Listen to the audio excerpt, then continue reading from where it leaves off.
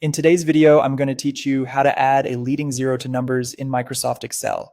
If you work with things like zip codes, product IDs, or codes that must always show a certain number of digits, Excel can drop those important leading zeros by default.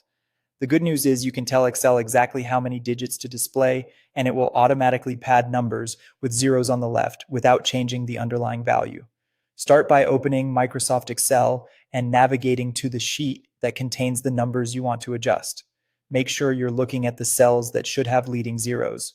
You can work with a small range, an entire column, or even multiple selections at once. Next, select the cells you want to format. Click and drag to highlight a block, use the column letter to select the whole column, or hold Control on Windows or Command on Mac to select separate ranges. It's best to include every cell that needs the same display format so you apply it in one go. Now open the Format Cells dialog. The quickest way is to press Ctrl+1 on Windows or Command+1 on Mac. If shortcuts aren't your thing, you can also open it from the ribbon, but the shortcut is fast and reliable. In the Format Cells window, look at the categories on the left and choose Custom. Custom formatting lets you define exactly how Excel displays your numbers using codes, and it's perfect for adding leading zeros. With custom selected, click into the type field. Here's the key. Type a series of zeros that equals the total number of digits you want to display.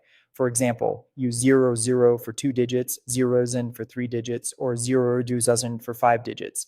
If you choose 0 and your cell contains 7, Excel will show 0007.